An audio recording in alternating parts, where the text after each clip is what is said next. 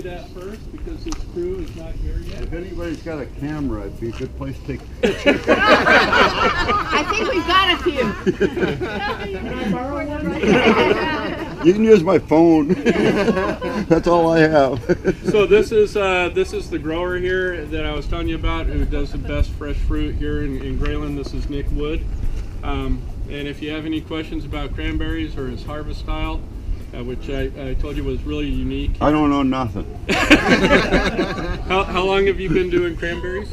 42 years. 42 years. Wow. So. And that includes 20 years in the Bering Sea. Wow. I'm not that old. No. I did them both at the same time.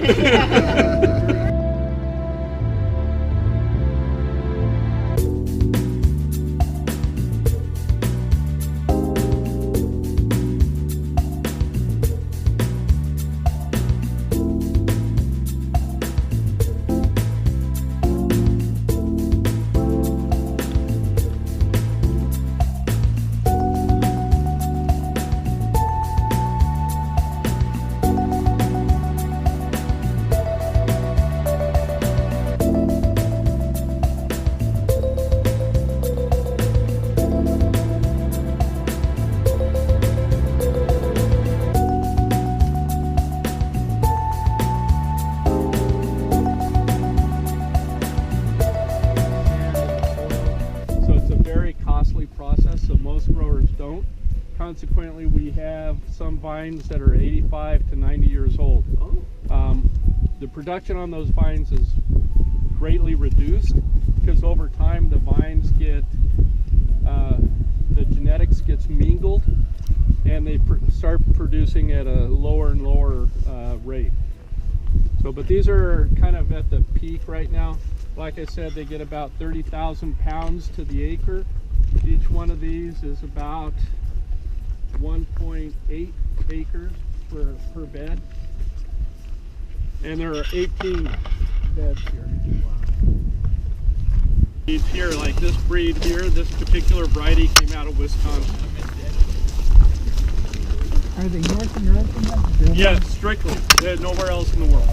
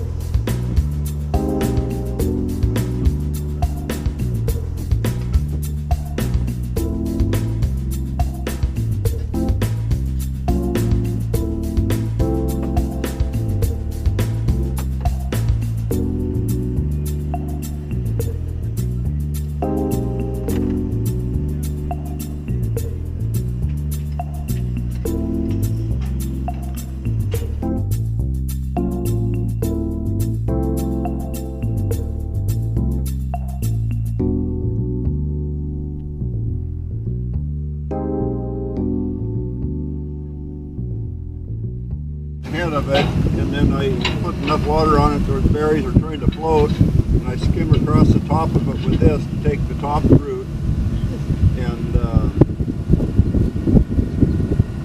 that gets the premium fruit to go to the fresh. And then after I'm done with it, I'll use that other machine up there, the beater, and I'll come back and I'll run through it real quick with that, and it knocks the rest of the fruit that I missed loose. It floats up, and then we use that pump, and it pumps into the. You can see some there. Yeah. Big totes, wooden totes that they use for the processed fruit that they make craisins or juice or sauce. Juice, or whatever. But you're not making sauce anymore? No, not up at Markham. Yeah. Yeah. That's been there since the beginning. I know. Well, I better keep going. So. Yes. Yeah. All right. Hey, thank you so much. Yeah, thank you.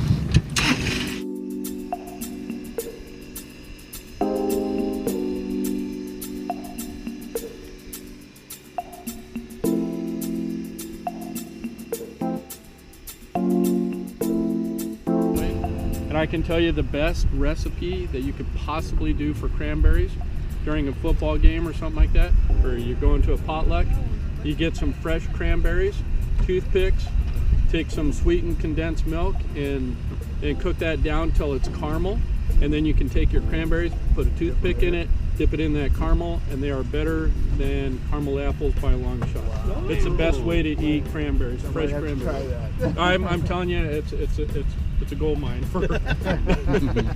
So you can go through a pound pretty easy. I make my own cranberry sauce. Yes. Because for Thanksgiving, yes, I always do salmon instead of turkey. Yes. And I put a cranberry glaze on top of the salmon.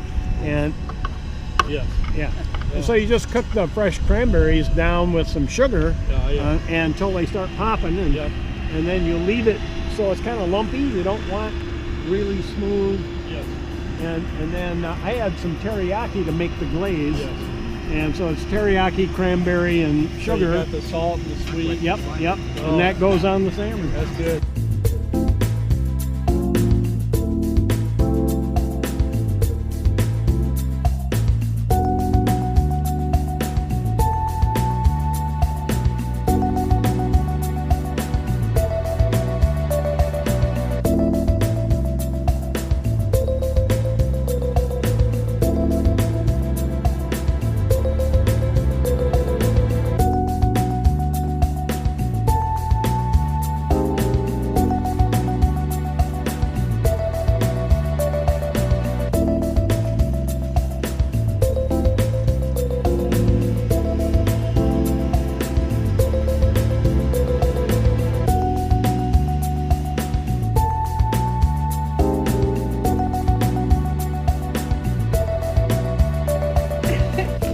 Cranberry is native to North America along with the blueberry and the Concord grape.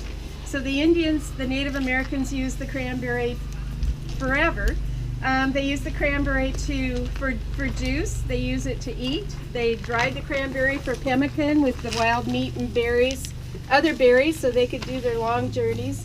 They dyed their clothing with the cranberry, and they also traded with the cranberry amongst the different tribes. And they, you got me all flustered. Okay, sorry. I lost my train of thought. I'm not with them. When they would get owies from bow and arrow or from whatever, they would make a poultice with the cranberry, and it would pull the infection out of their systems. We use the cranberry in all of these capacities still today. So the cranberry was used in the heyday of the clipper ships going back and forth from the old world to the new world. They found that the sailors and the people that were trying to come to the new world got scurvy, and it was too long a journey for any other kind of fruit. So they found that putting the cranberry in a wooden barrel with water, it would survive the journey, and they wouldn't get scurvy. The barrel weighed approximately, or held about 100 pounds, and we are still paid per barrel today. That's how we get paid. So how did the cranberry come to our neck of the woods? The first guy on the east coast of Massachusetts discovered that where the cranberry vine grew up through the sand, as the sand blew over the planting, the natural planting there, it made little uprights. And those little uprights thrive with the sand blowing over them. And so he decided to cut a little area out, plant that where he wanted to plant it, sanded it as the natural sanding process would be, and voila, the first cranberry farm was born. And since then, that cranberry vine of many varieties, there's way over 200. Do you know how many varieties there are now? No idea. I mean, it just grows every year. Those different types of vine have moved from farmer to farmer, from Massachusetts, New Jersey, Wisconsin, British Columbia, Quebec, to the West Coast. So the guys, Samuel Ben and his brother Ed, bought the property from just north of the bog that you looked at, across from the community hall, all the way to the Willapa Bay. They bought this whole section. They divided it into 5-acre lots. They put ditches, so what divides us from our neighbor is you know, a foot 18-inch ditch. That's our property line. And it was all divided up. A lot of the settlers that came to this area were from Finland and Denmark because this looks so much like their homeland. And some of the pieces were shared with brothers or a dad and a son, different conglomerations of friends and relatives. A lot of times the railroad track that went through the middle of the property was what divided you from one brother and another, and you shared a little warehouse with a little apartment on it to do your harvesting. The first way to harvest was, of course, with just the thumb and finger. They would put strings up on the bog, long strings, and you just got down on your hands and knees and you pick. This was what my mother-in-law used to pick a bog up in Ocosta. She got 25 cents. This was called a peck. This box was 25 cents for picking this full. And after the thumb and finger came the scoop, the wooden scoop. Still the same theory, just more fingers. So the bogs were laid out originally. They thought that we call them bogs here. Other parts of the country, they're called marshes, but we call them bogs here. That the vines were trained to grow back towards the hill to where the sun came up. They thought if your garden rows went this way, your vines went this way, you got the most sun for the day. So then this is multiple fingers, and they would simply scoop through the vine and pull it back, and the berries would go in here. So I got some pictures here you can look at. Our bogs really are pretty. Right now they're going to be a crimson color with the berries still on them, and the vines are still very dark. They're going to go into dormancy, hopefully.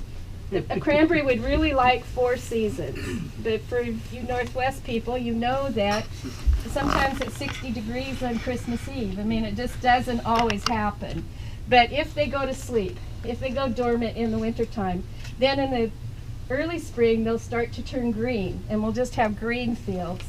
As the green starts to blossom, the blossom is like the head of a crane. The original name was Cranberry. And somewhere along the line, the E got dropped because they thought it looked like the sand crane or the crane. And everything will be pink, will be all pink. Then as the blossom dries and falls off and it becomes a little green berry, we're all green, and then they start to be this crimson color.